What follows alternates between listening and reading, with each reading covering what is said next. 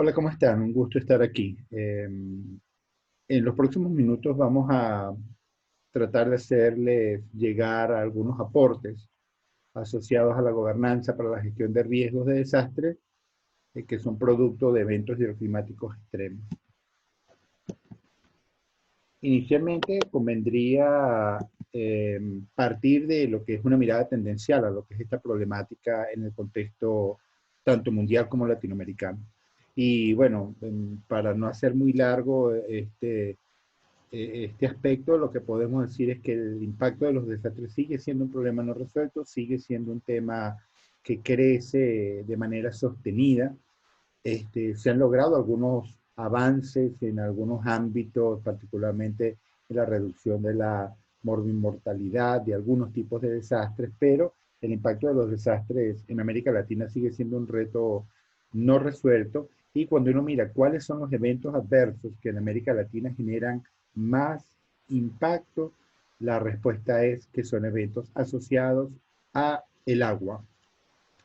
o demasiada o muy poca. Entonces, los eventos hidroclimáticos extremos son la principal causa de desastres, aún en esta fecha en el contexto latinoamericano. Inclusive, si nosotros mirásemos con un poco más de detalle cuáles son las tendencias en el marco de eso que llamamos, ese grupo que llamamos desastres asociados a eventos hidroclimáticos extremos, este, los resultados sugieren que el mayor problema está asociado a la presencia de lluvias que cada vez es más difícil catalogar como extremas, sino más bien lluvias que presentan algún nivel de intensidad, ya sea en duración o ya sea en precipitación. Ya no se necesita un evento extremo, una lluvia con periodos de retorno de 500 años o de 100 años o de 25 años para que se generen los problemas que se están evidenciando. Estos datos demuestran un poco nuestros resultados en algunos países centroamericanos. Estos son datos de un análisis que hicimos en el marco de un estudio específicamente para el caso de Panamá. Panamá tiene una data de unos más o menos 30 años de información histórica de eventos y algunos aspectos interesantes es que en la clasificación de evento hidroclimático extremo caen el 94% de todos los eventos registrados en ese país en ese periodo. Estamos hablando de 3.131 eventos y en el periodo que va entre 1986 y en el año 2020. Entonces, el 94% del total de eventos son eventos hidroclimáticos extremos. A producto de esos eventos eh, hidroclimáticos, se registra el 98,13% del total de la afectación en el sector vivienda y el 98,21% de los eventos asociados a efectos en las personas. Ahora, si de ese grupo de eventos hidroclimáticos extremos nosotros sacamos solamente los problemas asociados a la lluvia, estamos hablando de desastres que generan escenarios de aludes torrenciales, de inundaciones, de deslizamientos que son disparados por precipitaciones intensas. Vemos que el total de la afectación cae del 98 al 90% prácticamente, o sea, 89,9% de la afectación de las pérdidas en vivienda y el 89,63% de las pérdidas humanas. Entonces esto hace ver de que eh, el mayor reto que se tiene, no solamente en este país, sino que estos son datos que se repiten en buena parte del continente, de los eventos, desastres asociados a eventos adversos, están asociados a la lluvia, donde pareciera que está el mayor de los retos. Entonces, ¿hacia dónde se puede, desde dónde avanzar hacia este tema? ¿Qué pautas, qué lineamientos, desde dónde existen iniciativas para avanzar en la temática de la reducción del riesgo asociado a eventos hidroclimáticos extremos? Pues hay, curiosamente, tres grandes movimientos mundiales en este momento que promueven el desarrollo de agendas y estrategias integrales para el abordaje de estos temas. Un primer movimiento es el que está asociado a todo lo que es este movimiento mundial para la reducción del riesgo de desastre, una iniciativa que nace en los años 90 en el marco del Decenio Internacional para la Reducción de los Desastres Naturales, eran llamados en aquel momento, y que a partir del año 2000, bueno, los resultados de aquella década demostraron que el reto era aún mucho más lo que se tenía que hacer que lo poco que se había avanzado, y eso se convirtió en un programa permanente cuyo principal abanderado es las Naciones Unidas y particularmente el Programa para la Reducción del Riesgo de Desastre de las Naciones Unidas. Hay un segundo gran compromiso global que apunta también a lo mismo, que es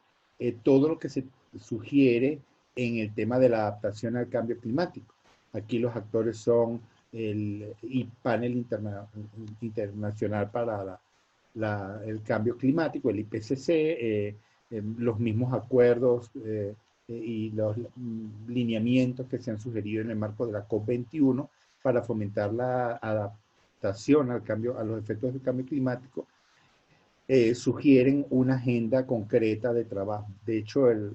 documento más, digamos, creo que más elaborado que ancla este tema del cambio climático y la reducción del riesgo de desastre es un documento que se hizo en el año 2012 en el marco del quinto informe mundial y que estuvo muy vinculado al tema del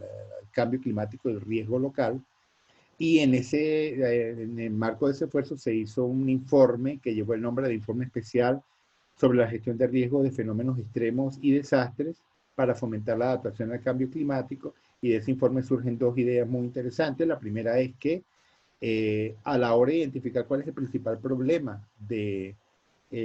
riesgo asociado a eventos hidroclimáticos extremos esperados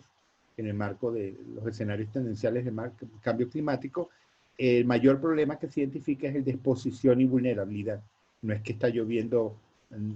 no es solo que va a llover, pudiera llover con mayor frecuencia y con mayor intensidad. El problema más grave,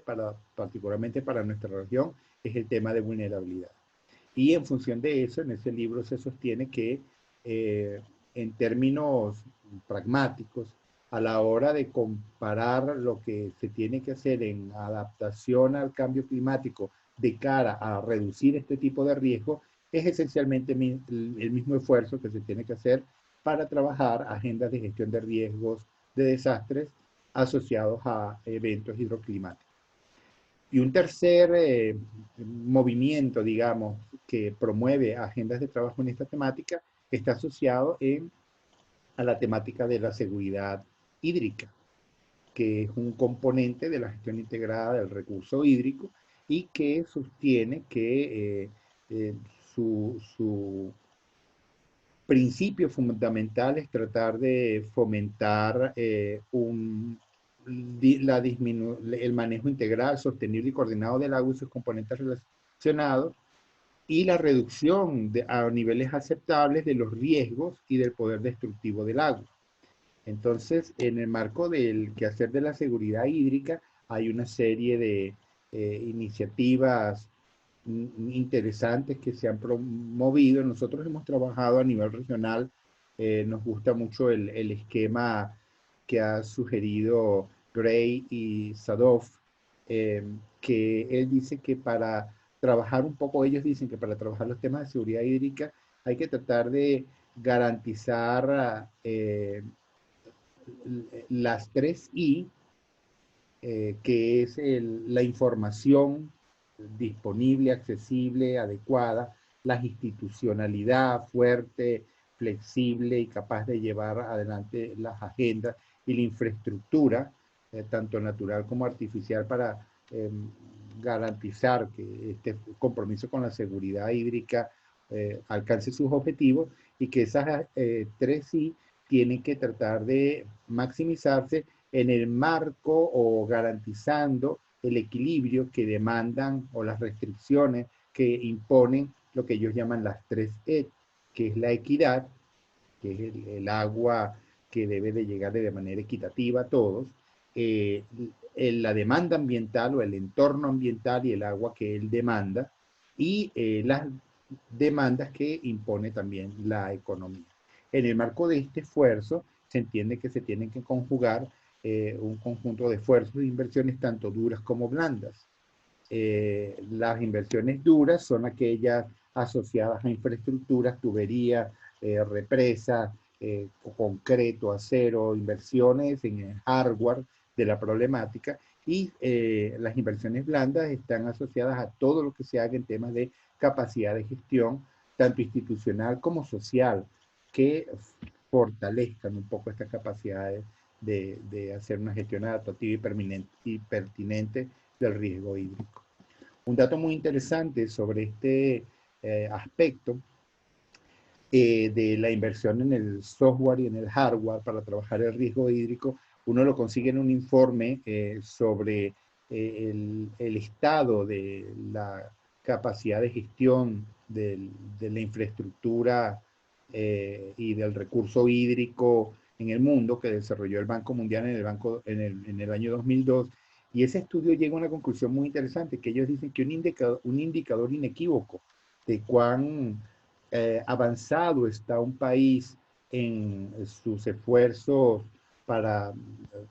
trabajar, garantizar adecuadamente sus recursos hídricos, está en cuánto se invierte en gestión versus cuánto se invierte en infraestructura. Dicen ellos que cuanto más es el gasto de infraestructura y menos se contemplan los esfuerzos que se tienen que hacer en gestión, los países suelen estar menos desarrollados. Los países más desarrollados se caracterizan por inversiones importantes en mantenimiento, inversiones muy importantes en gestión, en donde cada vez es más común encontrar inteligencia artificial, diversos mecanismos y algoritmos para la toma de decisiones. Eso es algo que uno encuentra con relativa frecuencia cuando se topa cómo operan estos esfuerzos en países un poco más desarrollados. Particularmente nosotros lo hemos evidenciado en nuestras experiencias en Europa, pero y en América del Norte. En América Latina todavía el uso de inteligencia artificial y esta tecnología de frontera no es muy común en la gestión del riesgo hídrico. Entonces, el esfuerzo o el reto que tenemos es definir, bueno, cómo nosotros pudiéramos instrumentar una estrategia para avanzar en la gestión del riesgo hídrico, el riesgo asociado a eventos, a desastres, eventos adversos asociados a eventos hidroclimáticos extremos. Y esa pregunta hay que hacerla en un contexto tan complejo como el de la fotografía que estamos mirando, un contexto como el latinoamericano, donde, bueno, hay algunas condiciones de entorno que son muy propias de aquí, donde la ocupación anárquica pareciera ser un tema más o menos común de muchas de nuestras megaciudades, donde la institucionalidad tiene las características que tiene, el juego político juega el rol que juega. Entonces, en el marco de eso hay que tratar de ver de qué manera se pudiera generar una estrategia para fomentar la gestión del riesgo hídrico. En el marco de eso, se han generado una serie muy importante de lineamientos, marcos de acción, agendas regionales y globales. Sin embargo, la experiencia que hemos tenido trabajando con algunos países de la región sugieren que a ratos esas agendas son difíciles de implementar, son agendas que pueden tener cientos de acciones que son sugeridas o cientos de indicadores de buen desempeño, y entonces no es tan fácil para una institución regional que, bueno, por más que se le puedan señalar algunas debilidades, a lo interno en los casos, digamos, que merecen ser destacados, se trabaja mucho, hay mucho más trabajo que recursos para atender, el personal siempre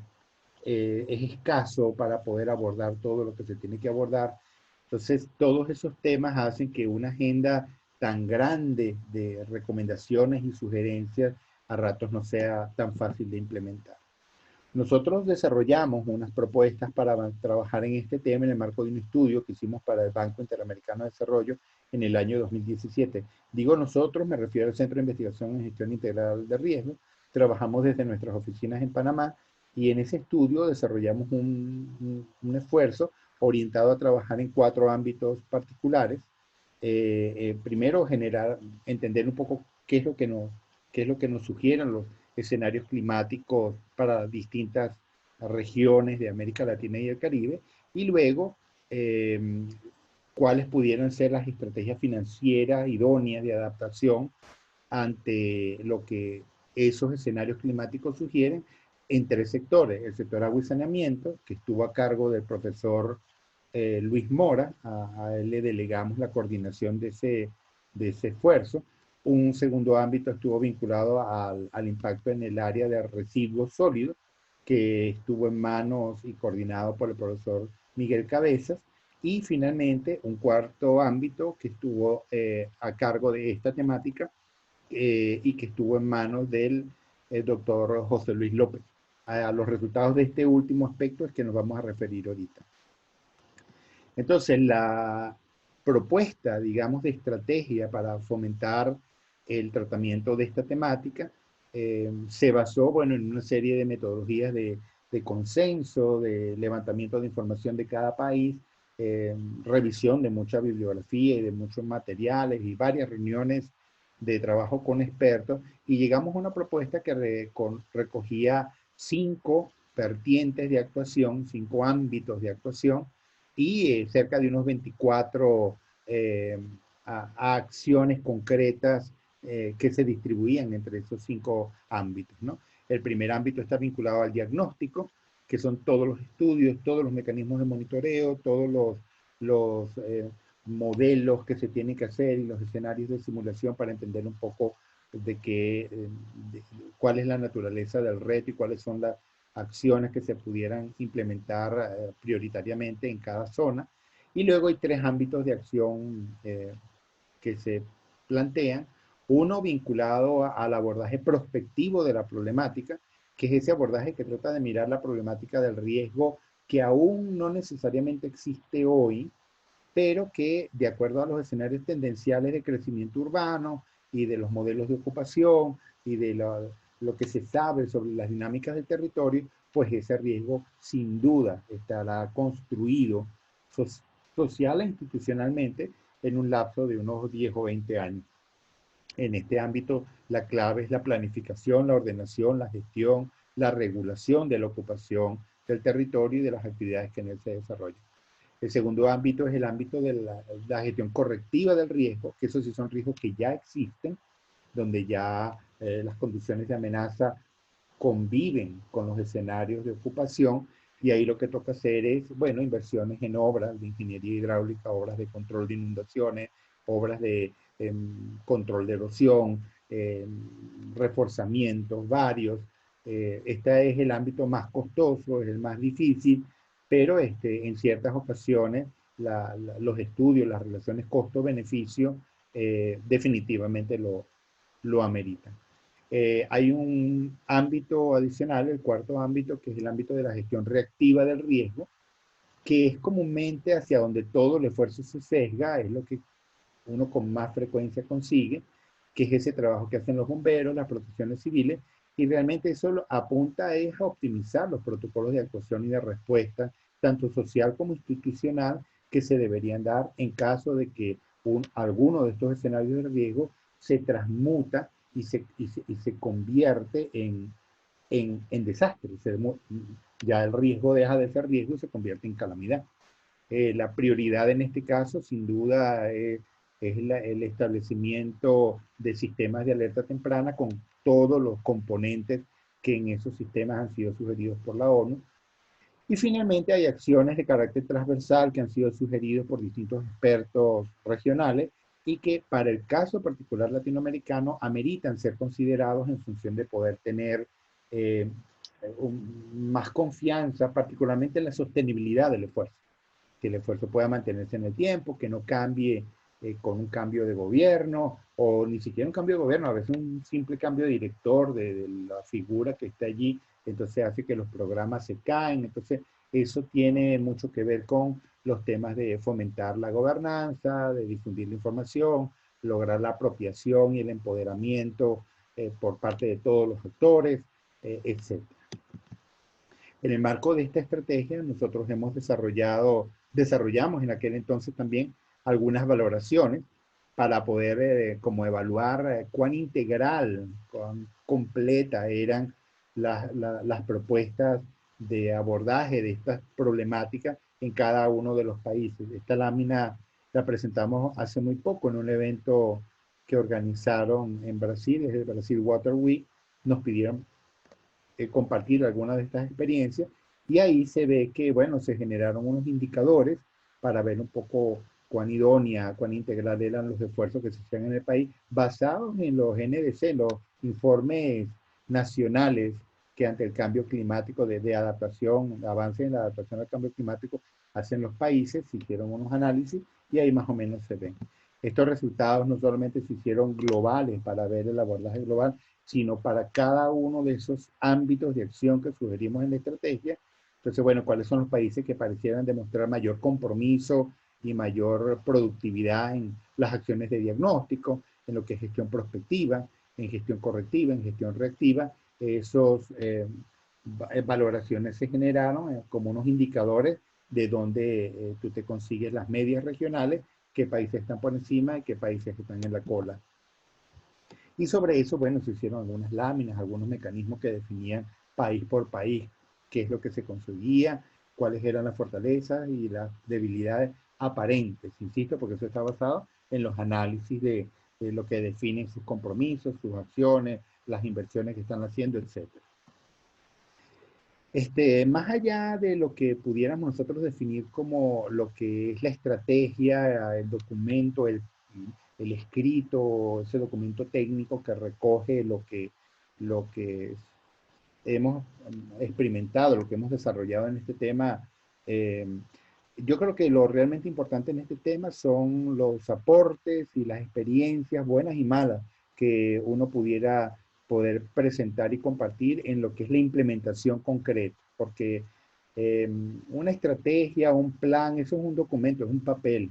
En la mayor parte, particularmente en el caso venezolano, planes hay los que tú quieras. Ahora, esos planes son esencialmente papel. Entonces, lo complicado es pasar del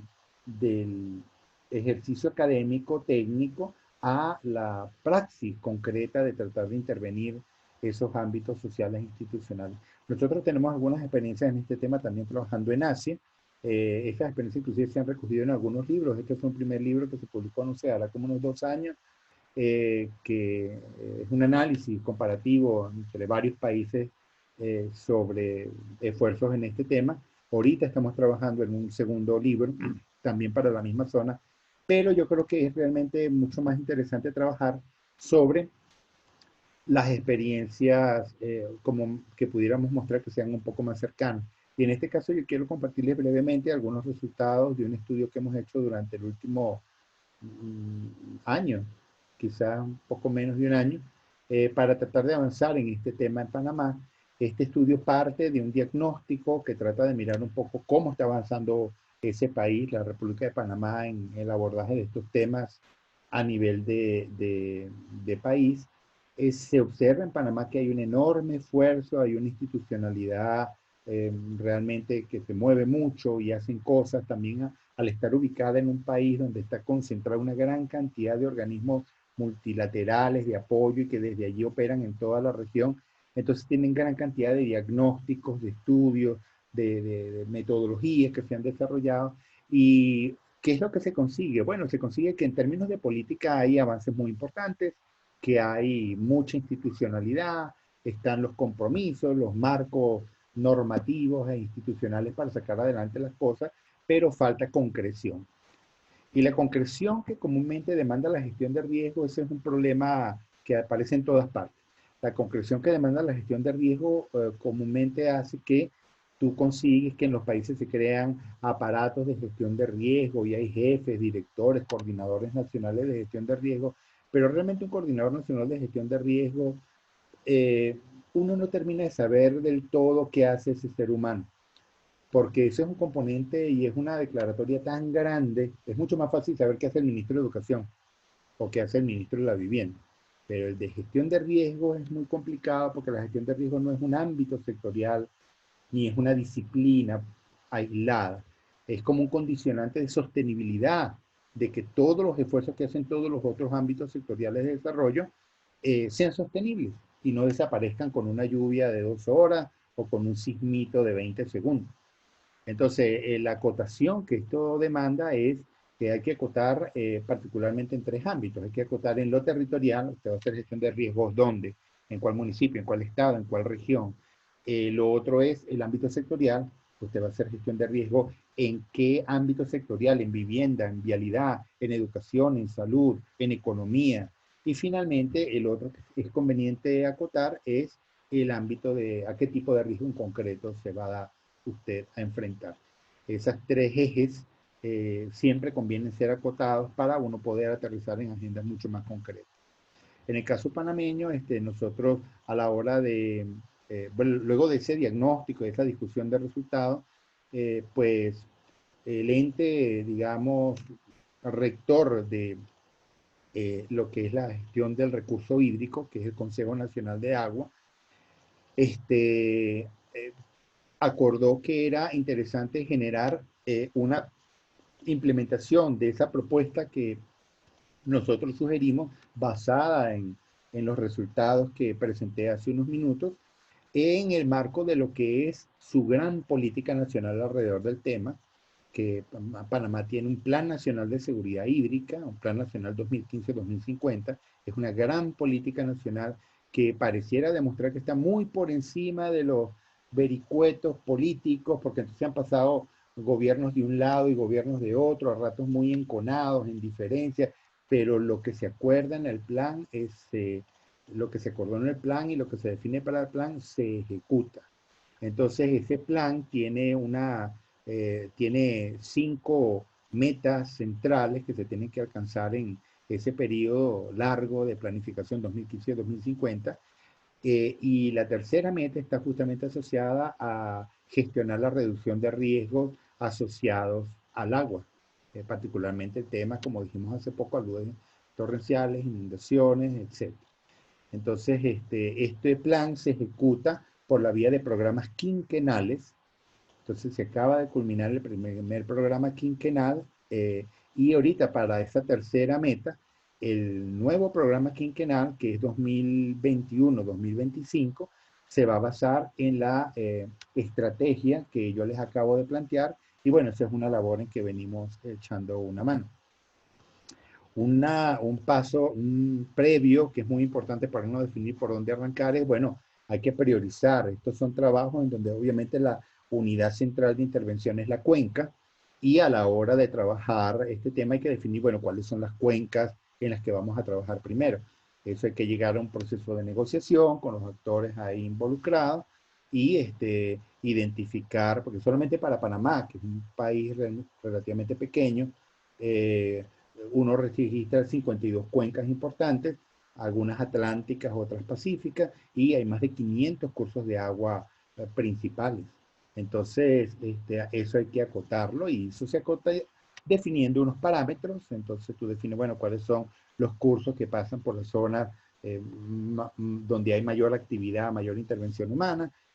donde se dan el mayor número de eventos, esos eventos que mencionamos estadísticamente, donde se registran más, donde hay. Entonces, sobre cierta parametrización se identifican cuáles son los espacios en donde hay que trabajar primero. Luego de eso hay que comenzar a trabajar en la identificación de todos los diagnósticos, lo que hay, lo que falta. Para eso se utilizan unas herramientas que más o menos existen y que nos permiten determinar cuánto llevan de avanzado y cuánto les faltaría y dónde están las prioridades de intervención. Y ahí, bueno, el conocimiento tiene que tener un papel O sea, tiene que ser entendido los productos que se generan desde el conocimiento, no como fines en sí mismos, sino como medios para convertir ese conocimiento en políticas públicas. Este es un tema que penosamente se entiende poco en el contexto latinoamericano y mucho menos en el venezolano. Entonces, situaciones como esta, estos son todos resultados del enorme esfuerzo que ha hecho el Instituto de Mecánica de Fluidos de la Universidad Central de Venezuela, que para mí es la referencia nacional en este tipo de temas, donde ya no es solamente generar los mapas, sino también determinar esfuerzos como el que se ve ahí en la cuadrante superior derecho, en el que el producto de estos investigadores no solamente te determina que una zona puede ser afectada por uno de estos aludes torrenciales, sino cuánto pudiera variar la afectación en el marco de sus modelos de simulación, teniendo o no teniendo una obra de mitigación como las que se observan allá abajo. Ese es el tipo de información que termina siendo fundamental para el actor político a la hora de definir, bueno, esta obra que es tan costosa, ¿en qué medida la justifico? Pues teniendo un instrumento de este tipo realmente se hace muy notorio porque tú ves casi que en metros cuadrados de tejido urbano cuánto te estás ahorrando en términos de nivel de daño que se pudiera dar. Esto obviamente con todas las limitaciones que puede tener un modelo de este. Un aspecto que es fundamental, y ya con esto estoy casi cerrando, es que en todos los casos siempre surge la necesidad de que este tipo de esfuerzos no se pueden desarrollar como comúnmente se desarrollan desde contextos, eh, desde sociedades, digamos, mucho más estructuradas, en donde el mecanismo clásico es que los técnicos generan un conocimiento, los políticos convierten eso en normas, leyes, instrumentan unas normativas, se generan unas ordenanzas y sobre eso se ordena la ciudad. Y se dice que no se puede construir y nadie construye y aquí sí se puede y la gente construye con tales y tales condiciones. En el caso latinoamericano es muy común que ese esfuerzo, esas leyes, esas normas, parecieran ser una condición como necesaria, mas no suficiente para lograr las transformaciones que se necesitan lograr. Y en ese sentido hay que trabajar mucho más en ese enorme eh, grupo de actores que viven comúnmente en la informalidad y con quienes hay que negociar, digamos, como cuerpo a cuerpo, garantizando primero que la información de lo que ocurre les llegue, que se les den los espacios que deben de tener en la negociación de qué hacemos ante esta situación y se les brinden las herramientas para que ellos puedan realmente irse empoderando del esfuerzo que se tiene que hacer. Sin ese esfuerzo, todo sugiere que el esfuerzo se va a perder. El problema es la sostenibilidad. Entonces, en este sentido es que la gobernanza surge como más como una cosa recomendada, una condición que pareciera eh, fundamental pues, para uno poder realmente obtener logros en esta temática. Y en el marco de eso, yo creo que esta ya es mi última lámina, eh, hay que entonces, hemos ido trabajando en el marco de estos esfuerzos, de estas estrategias, de estos lineamientos, generando, digamos, mecanismos no tradicionales, pues no comunes en propuestas de este tipo, en donde hay que empezar a incorporar en los mapas que caracterizan las variables físicas y de ingeniería de lo que se va a intervenir, hay que incorporar esos insumos que nos pudiera brindar las ciencias sociales a la hora de decirnos cuál es la percepción de riesgo que priva en esa comunidad y en qué medida esa gente estaría ganado o no a participar o cuál pudiera ser la estrategia específica de intervención de esos grupos humanos en cada caso. Esas son cosas que las haciendo. El uso de tecnologías que sean capaces de difundir de una manera muy rápida. Ningún ciudadano común lee un paper ni un artículo científico. Entonces hay que ponerle la información en un esquema mucho más sencillo. En eso siempre estamos sugiriendo el uso de tecnologías nuevas, como esta tecnología que desarrollamos y lanzamos hace poco para que la gente desde su smartphone, desde su celular, bajando una aplicación que está en Google Play, Amenazas, y que desarrollamos en una alianza entre el SIGIR el Laboratorio de Sistemas de Información Geográfica y Modelado Ambiental de la Universidad Simón Bolívar, la persona puede ver sencillamente dónde está ubicado y cuáles son, a qué está expuesto y qué pudiera hacer para evitarlo. Y bueno, finalmente también el tratar de seguirle apostando, porque no se puede dejar de seguirle apostando a todo lo que puede apoyar el tema de la información y la educación en el manejo de estos temas y que permita que, bueno, que finalmente se le pueda ir garantizando al ciudadano el derecho a saber en dónde está ubicado y cómo convivir en un mejor equilibrio con las dinámicas del entorno que le rodean. Y bueno, eso es en líneas generales lo que yo quería compartirles. Muchas gracias por su atención y cualquier cosa estamos a la orden. Ahí tienen nuestra página web en donde pueden conseguir información adicional o cualquier insumo que pueda interesarles alrededor de esto que hemos planteado aquí hoy. Muchísimas gracias.